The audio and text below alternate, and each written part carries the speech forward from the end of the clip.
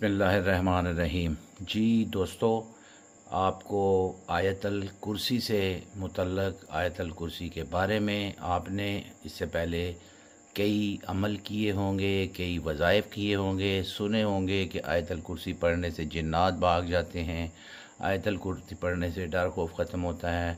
अगर किसी के ऊपर आयतल जिन्नात हाज़िर हो जाते हैं तो आयतल कुर्सी को दम करें तो वो आपसे और उस बंदे से दूर हो जाते हैं, उसको छोड़ देते हैं। या कोई भी ऐसी पोजीशन के जिसमें आप बहुत ज़्यादा खौफज़दा हो जाएं तो उस सूरत में आप आयतल कुर्सी पढ़ें तो आपको सुकून मिलता है।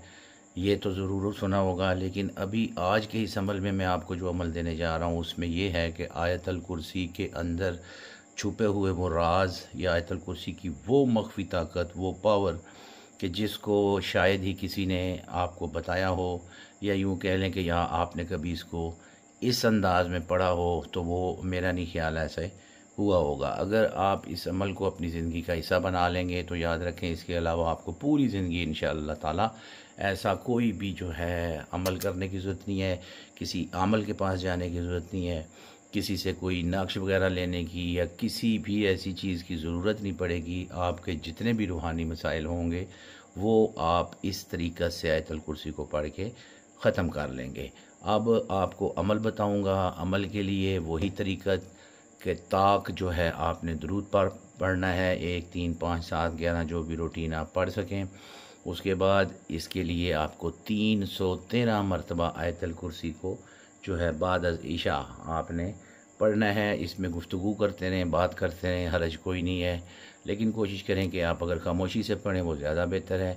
313 की तादाद आपने पढ़ के फिर दुरूद पाक जो है आपने पढ़ लेना है, और उसके बाद आपने जो है अपने ऊपर दम कर देना है, अपने सीने पे दम कर देना है और अपने घर पे दम कर देना है। अब आप सोच रहे होंगे कि इसकी ऐसी कौन सी खुसूसियात थी जो मैंने बयान की हैं कि आयतल कुर्सी के मख्फी राज या आयतल कुर्सी की ताकत या जो भी।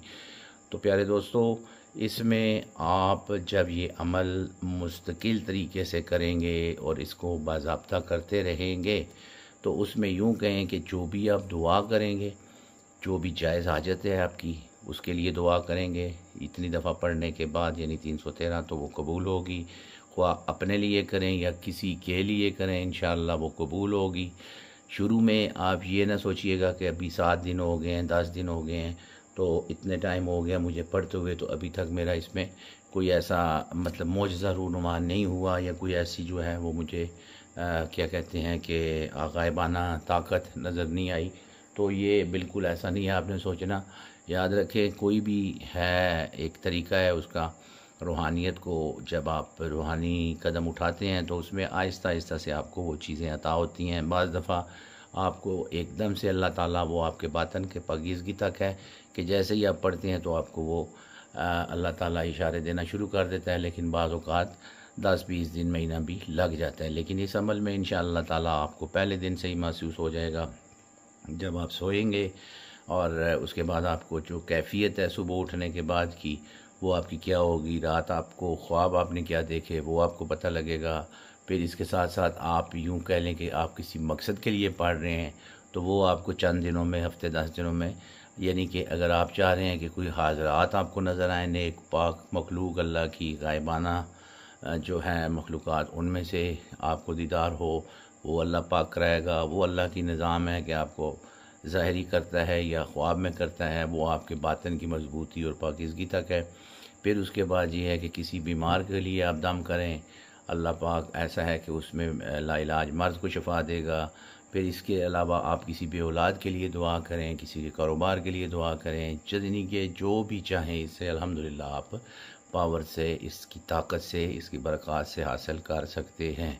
अब जिन्नात इससे भगाए जाते हैं, लेकिन इस अमल से आप ये नीयत रख के करें कि मैं इंशाअल्लाह ताला चाहता हूँ कि मुझे खुदा इसका मुअक्कल अता करे, इसकी ताकत अता करे।